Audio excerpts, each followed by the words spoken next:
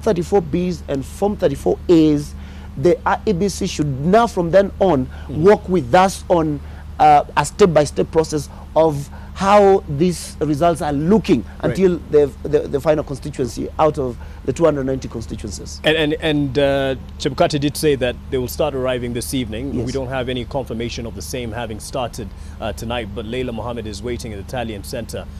Just as soon as they have an update, and we are expecting an update from the IEBC officials on this and whether they've started receiving the Forms 34A. But Raphael, as you are following this last update by the IEBC chairperson, you felt that there was perhaps maybe some things that need clarity or clarification, because it did say, or he did say that the results on the portal, at least on the Forms 34A that have been put on the public portal, are final. So indeed, if someone has a capacity to actually collate and put the numbers together, the numbers would be, factual.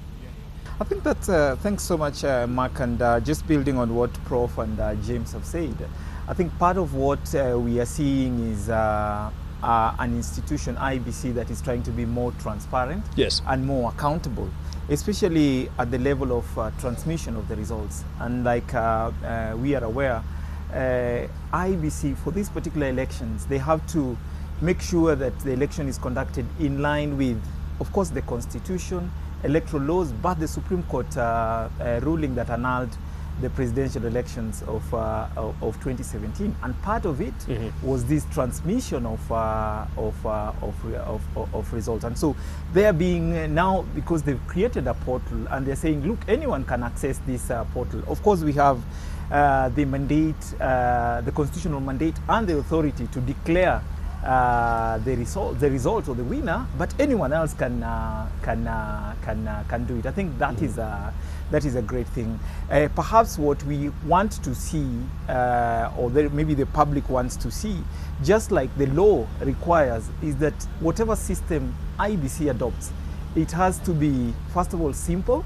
It shouldn't be complicated. And I've had, for example, people like the media who have been given access. I mean, of course, everyone has access. Everyone has, but you realize that it is not a simple exercise. In fact, Chebukati did quip earlier and said it seems that the media wasn't prepared for this exercise because you're lagging in terms of what we've already put in the portal. That you're far behind. So the law says, yes, adopt appropriate technology or whichever system you want, but ensure that it is simple, it is accurate, it is verifiable, but also it is transparent and accountable. So I think as we continue strengthening our electoral system, I think we need to ensure that we take into consideration those very key aspects. But I think what we are seeing in terms of access to information that has already been transmitted, I think it's a great thing, and that is something that we need to laud IEBC. In terms of expectations of the public, I think I've also had people really blaming the public that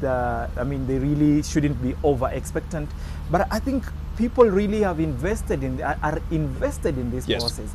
And so perhaps while we sympathize with the IEBC, and like James has said, it's a tedious process, but also IEBC needs to help us in terms of fast tracking the process to reduce the tension and the anxiety that is already building up, and so that the misinformation and disinformation that we're seeing doesn't occur. And the only way, of course, what they need to do is move with speed and do whatever is humanly possible to ensure that, I know we have, the law gives them 7 days to work on whatever they're working on and declare the results, but if they can move a little faster so that they reduce, instead of the 7 days, if it is possible, to do it a little faster so that they can declare the results or the winner, so people we can get on with it. Yeah. In many aspects.